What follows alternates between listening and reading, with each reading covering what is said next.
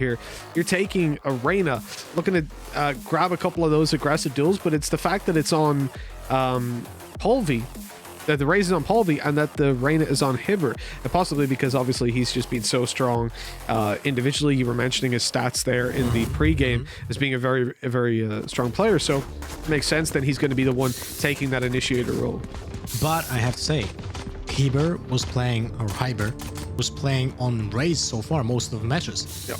This is why also his ADR is so high, because he has the ability to deal damage with every single piece of his utility. So basically when you play characters like Raze and a little bit to a degree Killjoy, your ADR is on, you know, on average higher than with other agents. But now he's gonna be on Reyna, and I'm really looking forward to see how he will perform, because there's a lot of pressure always when there's a Reyna in team. If you don't perform, like you're not helping your team a lot with your utility, because the Leers are not that great, and you just need to get kills. If you don't get that, there's a lot of weight on your shoulders. One of the things I will say when it comes down to G2 is that I don't think they're going to be phased by any of this, these agent picks, and more confident foot forward by NML. The thing is, though, for Hibber, it's a different skill set playing Reyna. Another skill set, shall we say, that's being challenged. So this is something that I'm going to really keep an eye on him and how this Reyna works for them. At the moment, it's going to start with a flash up for his teammates to try and go for a peek, but nothing comes of that. In fact, Hibber falls in a 1-for-1 trade. The heals at least taken out of the scenario, so the damage done to their Omen will remain, and in fact it will be finished off as well with Patatek falling. NML now have B-site control. They should get a plant and a man advantage for the post plant. Nice play on the feet, you know, by Polvi. He stayed on the wall when he was on brink of falling, and he got a kill based on that. That was really cool to see that he just fought on the spot about that. Oh, that's a nice shot. Up from above, Mixwell takes one, but that's not going to be enough. The 2v2 emerges, and they at least know where Polvi is. They've cleared out the backside as well, so this is pretty much confirmed that both these players are towards the wall. Zeke, ooh, caught up by the nade. It's going to tickle him up a little bit as he swings, and that's enough to allow Keft to take the frag. 1-0, and it's not for G2. They've lost the pistol. With 10 HP left, by the way. This could have gone either way. But, important to mention, Hibber got the first kill, and I feel like if he would just take the dismiss, it would have been done and dusted, right? Having Reyna, it doesn't matter if it's 70 or 100 or 150 HP here, but they had a man advantage if he would just dismiss. But he went greedy, he went for that healing, and he paid the price for that, because Mixwell was just right behind the corner waiting with that frenzy. But now with the 1-0, they definitely feel the confidence, because you know, they're winning against G2, the first important round, the pistol round. Lothar, I feel like you're not smiling right now. Oh, I'm sorry. Oh, I'm just gonna ear to ear. There we go. Sure, you're gonna hear that. Perfect. See, I was getting DMs. People were complaining. Come on, you gotta be smiling the whole time. Yeah, I just have a resting bitch face, you know. I noticed. Don't worry. Oh man. It's okay. I still am. They like 1-0 to NML as we start out this round. You're going to see G2 go in for a confident force buy. They're a big fan of Fnatic, or Bucky FC as they used to be known, but it's not going to start out too well as they lose out on a double opening. Hibber oh wait, he's in the danger zone right now. Artist takes him down. Nicely done, but so much more still to recover. Polvi's walked out on the site. He's got control. They know there's a player in heaven, but they also know he has a Bucky or a Spectre at very best, and it looks like he has swapped over to the Spectre at this point. Either that or he stuck a silencer on the Bucky, which might be OP. You know, I suppose it would make it more long range as well. You don't want that. This is not escape from Tarkov, my friend. It's some, what do they call it? Book shots, right? Start really book shots on the Bucky. It would work. Get some slugs in. Exactly. With the long range stuff.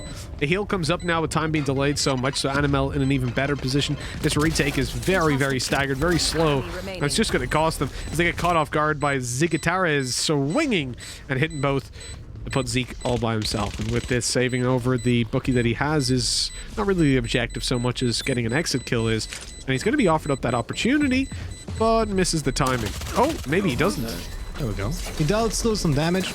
You know, just even getting 30 damage on an eco is a little bit costly for the other side, because they have to rebuy the shields. If you have to rebuy the full shield, that's 1k. So it's still worth it. It's not a huge win, but it's always a consolidation price. Consolation price.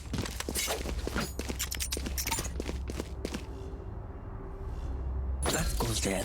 I think the... Oh. Don't go in that door. Those guys look threatening. Are they really big? Guys. Or is the door really small?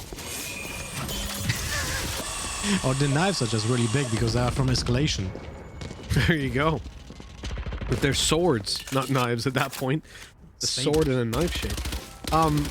Yeah, the thing for G2 though, you have to look at, obviously they went in for bookies in the previous round and they got themselves some damage, forcing some reinvestment. You have to capitalize in a round like this. And they have got weapons to work with. Mixwell especially coming out on mid. Great flash and great kill. Out of there he goes. Give up vent control, sure. If you look at it this way, the map control that you have in vent when you don't have anybody, like, you look at the positions on B. Nobody is playing upper B, nobody's peeking into mid. It's worthwhile giving them that control in exchange for a kill. Because this angle that he's holding now is just so strong. There's the feet, and there's the kill. Another one. You know, they're just walking into it, lands Just to the free slaughter. frags. Just basically free frags. And you can see how powerful Breach is. He can help, while being basically on B, he can still flash heaven or mid. So he's essentially like just putting so much pressure on both possible ways where attackers can enter. With his 30 fault seconds line, left. with his flashes, with his aftershock, everything is useful here. He's gonna be instrumental to the defenses here. But you're not gonna see it because everyone else will be taking the frags. One enemy remaining.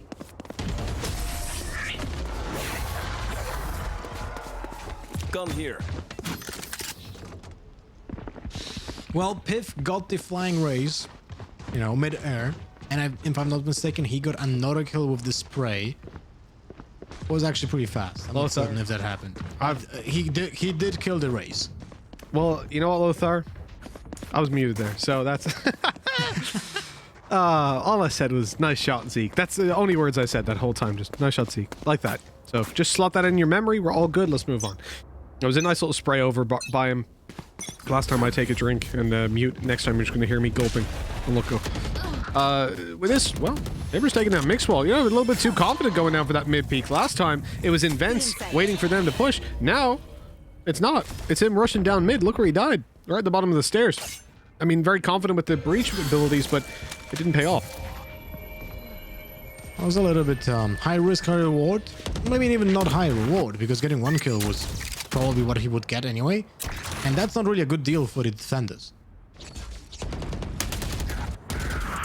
Sometimes you're feeling it. You want to go for the play, but this time it has not paid off. And I think this is a... the spray. It was still okay. nice considering he was blind. It's just the crosshair placement, right? And then you just intuitively spray away, keep it at roughly head height, and you might get a kill out of it. And indeed he did. Or at least you stopped them pushing you at the very worst. So for Hibber, 1v3, spotted out. I mean, he already threw the flash, so they knew where he was. And that paranoia is absolutely sublime. Unfortunately, it also blinded Cypher. So he wasn't quite able to swing out and take the kill. The Patatek, well, he was just playing for himself there. You know, he spent the paranoia to ensure he gets the kills and the stats. I respect it. Alright, well, this is the round where Animal really was hoping for a win. Because if they would just completely destroy or obliterate G2's economy, but now they're on the back foot. They have to basically do a half buy, which is some sheriffs, small shields, 2 sheriffs without even any support of the shields, so glass cannons, and it seems like Polvi will be playing in with small shields next round as well. Big commitment. I'm not sure if I like that. Especially in lower percentage rounds like this one. I do wonder, though, are they looking to use that showstopper over an Animal? They're going to break out the wall and move towards some mid control, but I think if they were looking to use it, they would have sent Raze through heaven. It's not too often you'll see it entered into B traditionally, but now with that kill, this is where you start to really consider it. Moving up forward, flash goes through, Mixwell, blind, but he walks under it. Really nice reaction. And oh, he stayed in the smoke versus a Sheriff, though, and the punishment is there immediately. Polvi hasn't got blast packs. So if he pops that ult, he's going to be very... he's not going to be very mobile, excuse me. And that could come with a pretty hefty cost. Which is not bad when your opponent doesn't know where you are. But now it's too late. But he goes for it. Oh.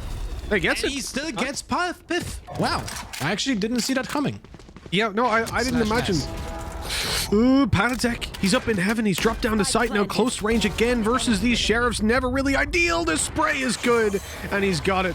Made Mookie panic. And The 3 rounds shaky- on the board. Whenever I see Patatek spraying, it's like the shakiest aim I have ever seen in my life. And he somehow still gets it. It's like left, right, left, right, left, right, left, right. Oh, always. Always. I think, though, it's... I remember speaking with Madden, who used to play on Godsend. I don't remember the org they're currently under now, but I think it's FPX now in CS. I'm almost certain. But basically, back when he grew up, he didn't really have like a PC setup, like a proper PC setup. So basically, the reason he plays on an insanely high sense, like it's if you ever watch a clip from Madden, you'll notice he cannot micro adjust, because it's so high. Because he used to play with the mouse on his knee, like a mouse mat on his knee. Not even on a small table, just on the top of his leg. So he had to play super low sense. Imagine hitting a 180 on your knee. Good luck.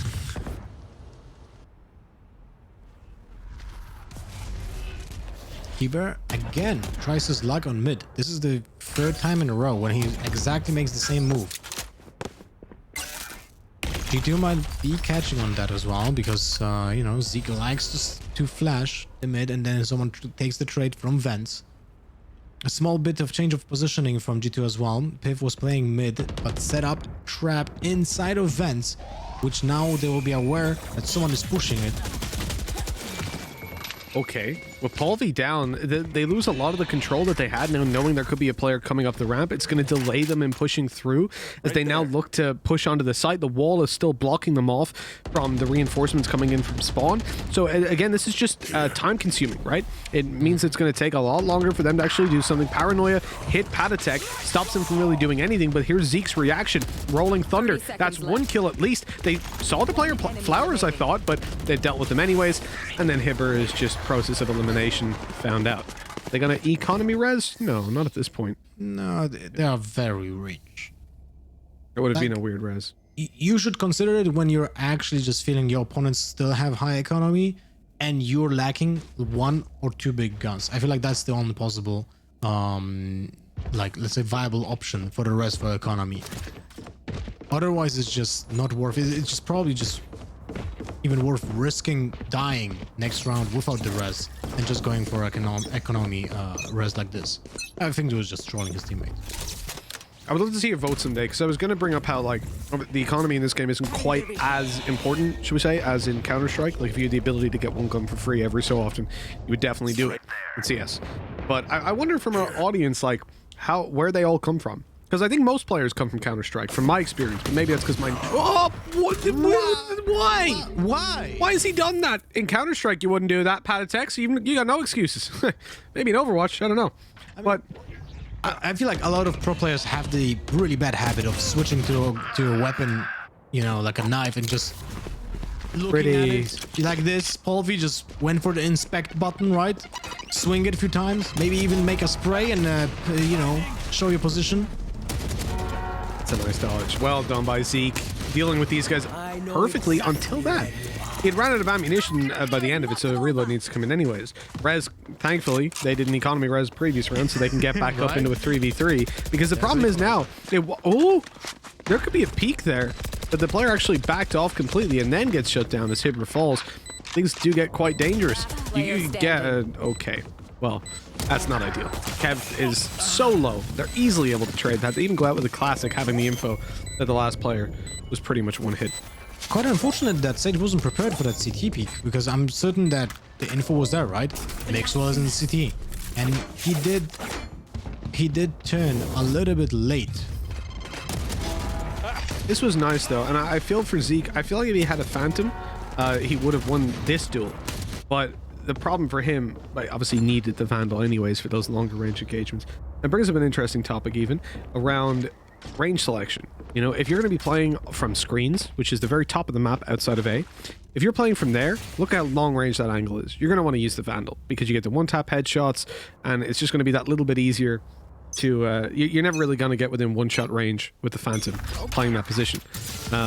Whereas, say, for example, you're playing B, you can definitely use the Phantom. It's almost preferred at times, because if you peek close, you're in one-shot headshot most of the time. Oh man, how's Mixwell getting away with a second peek? He's gonna go for more. You know he is, but Paulvey punishes him. Thankfully this time, then even gets a second. This has turned from an insanely good start to a very, very poor position. I don't like that he's pushing when he's still like 30 HP. I'd rather wait for the full health heal up, but hey, it's all about timing, I guess, getting out to the site.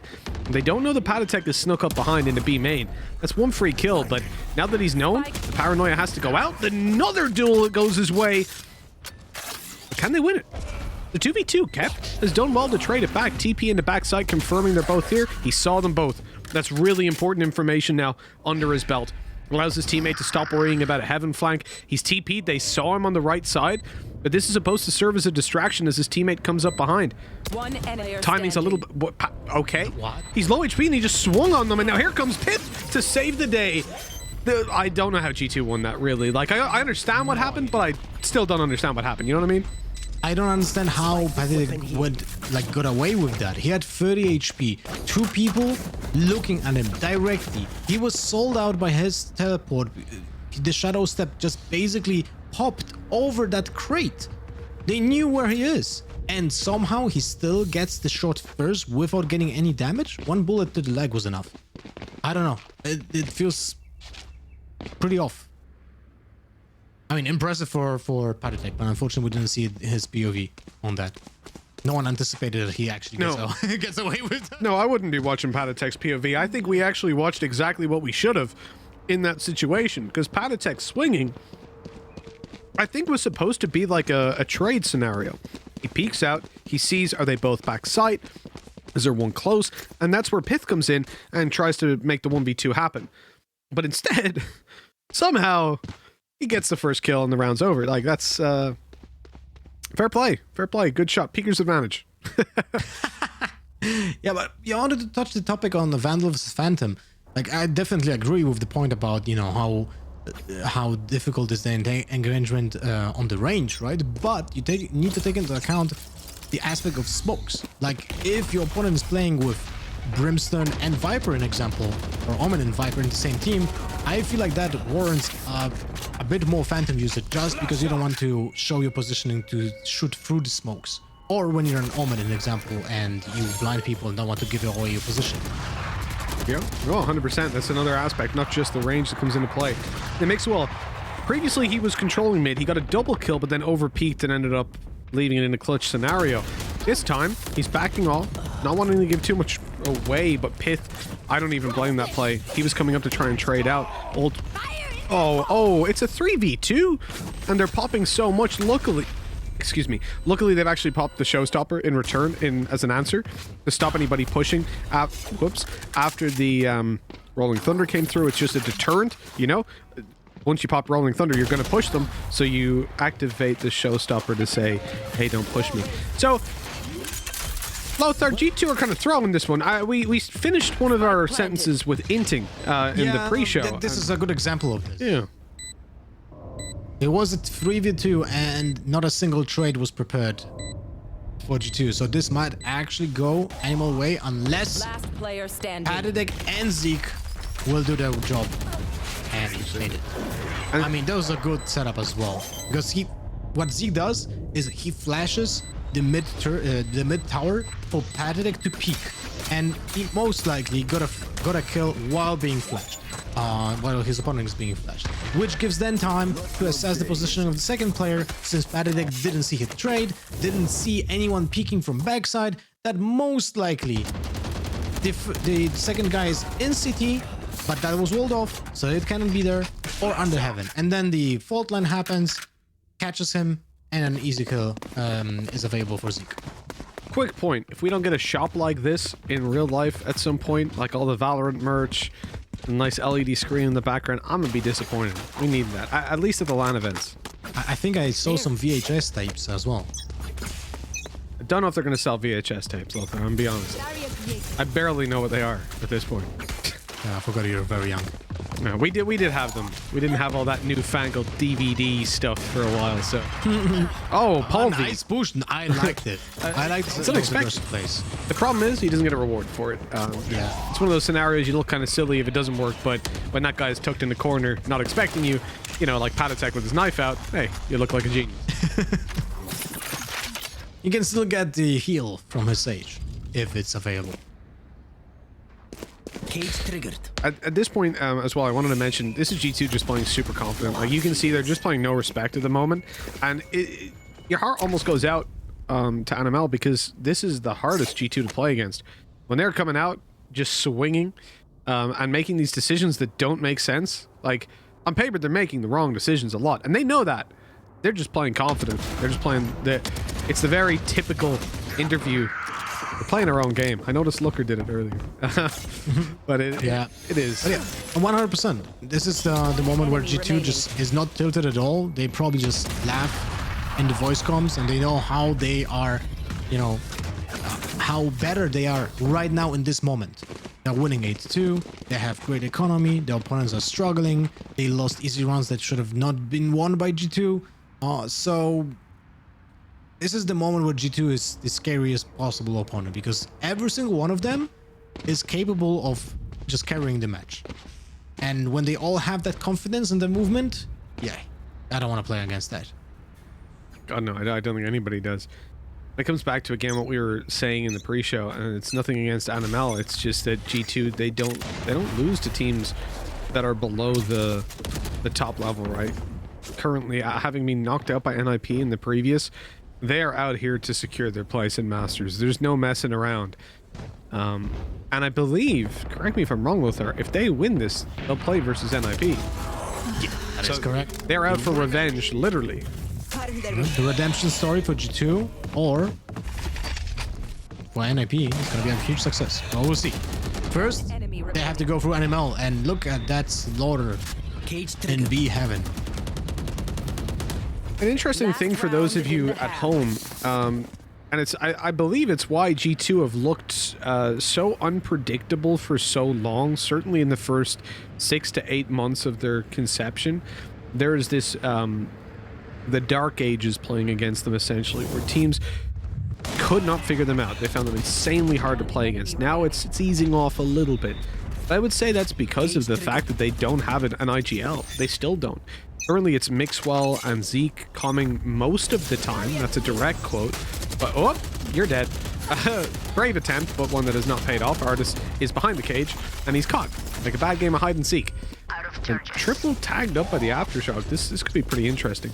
We finish the point quickly. They don't have a dedicated IGL. They just call whenever you feel like you've got a good idea, which is normal in most teams, right? If you really feel like you've got a good idea, you can call and the IGL won't get mad. But generally, there's a go-to, right? And so his ideas will prevail, and you'll be playing by his idea of how to play the game. By his, I can't think, like, mantra. But when you come up against a team that doesn't have that, it's very hard to predict them because they don't play by one set of rules. They play by however the hell they feel like. In the moment, Zeke, nice little tap. He's got 1v3. This was a good round from NML. They execute into the A side while I was making the point. But, oh, come on, Zeke! What? He's got 3! Headshot after headshot. 8 bullets left. Player behind him. He has no idea. Surely not. Come on! Zeke's got it with a 4K. Got enough time to defuse. And if this doesn't show why G2 are just super confident right now, I don't know what to... He's just popped his ult. Last round, so why not? But geez. You have to say, Zeke, insanely crispy aim. But this was allowed by NML. They peeked one by one. There was enough time to reposition his crosser. There was enough time to reset the recoil. No one was trading their teammates. This is something that unfortunately happens when you don't have a lot of synergy between your teammates, right? You're not paying attention to the exact positioning. And this was basically a wrapped gift by NML for G2, and G2 took advantage of it. Oh, it's the little dinosaur guy from the gun buddies. Hello. The same.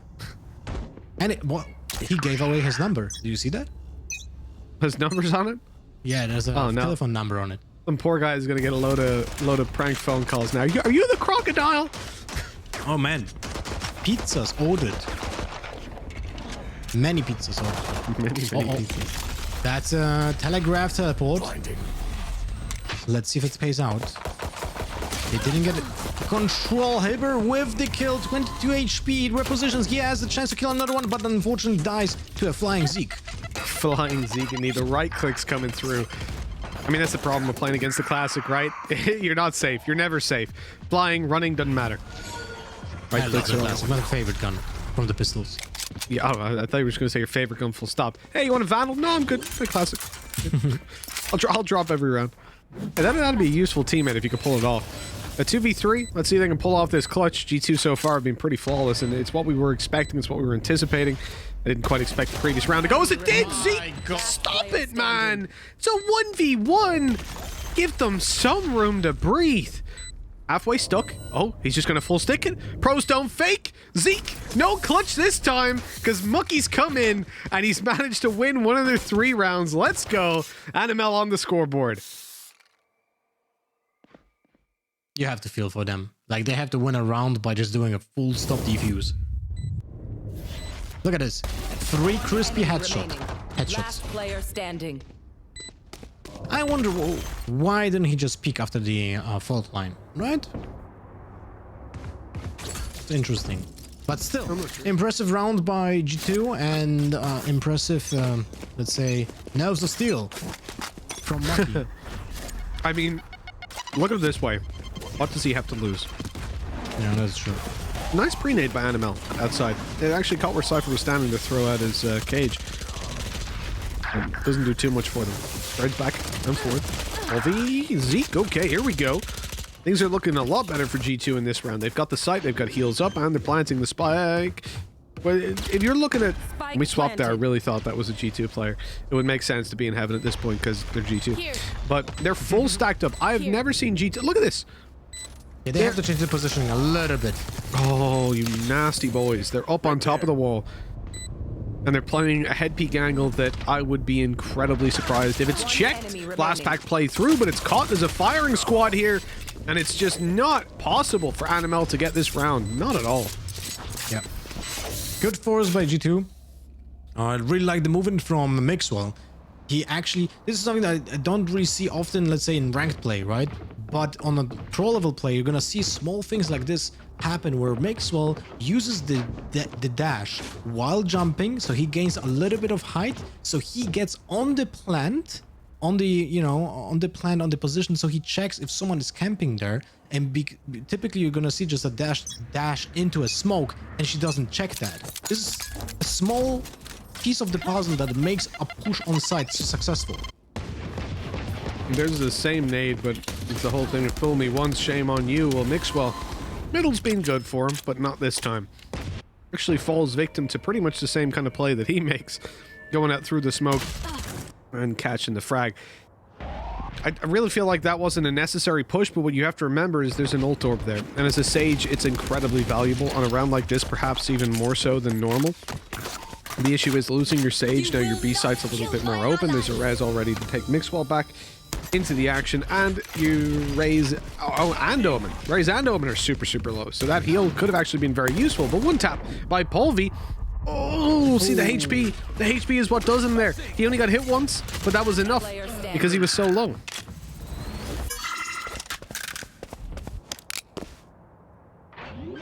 I mean, this is done and dusted as well. Hibber, unless he wakes up the Logan inside him. I think even Logan, it might even be past Logan to win a round like this. Because especially they have the Rolling Thunder online, right? And Patatex running pre-fire at him as well, which, you know, it doesn't help. Doesn't help in most situations. Especially since you're 74 HP, so one single bullet from that Spectre to the head takes you out. This is why... Good hold by Zeke. Like, he's really consistent. I feel like Zeke is probably the most consistent player in G2.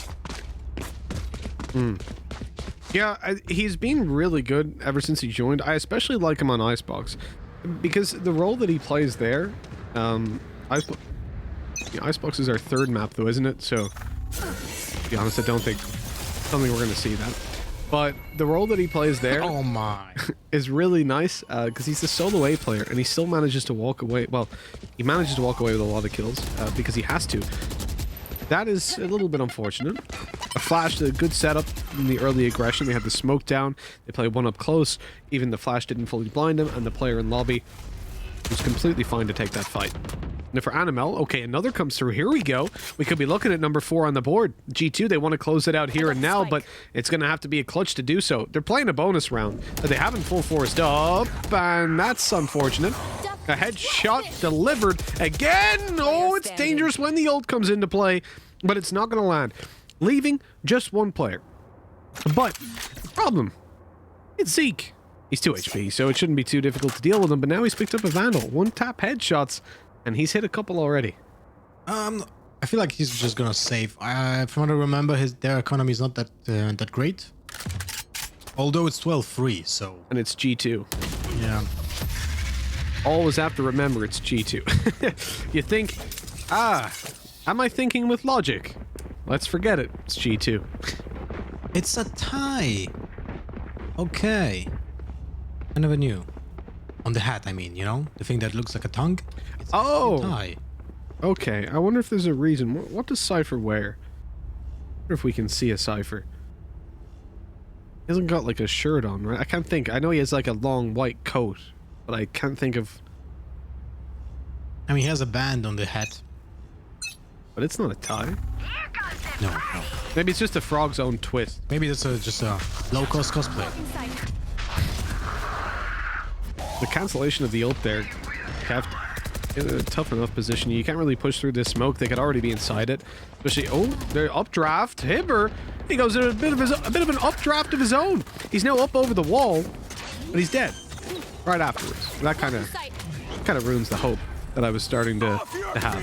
Still, man advantage for Animal. They're looking for the retake. Rolling Thunder is put through, and a nice kill by Zeke, mixed well with another, and they're looking to finish this one off. It's already done. It's already dusted. It's the game that we expected. At 13-4, there's really not a lot to say about that one. G2, they're just such a strong team, and we knew coming into this that Animal are not quite of the caliber that matches up with a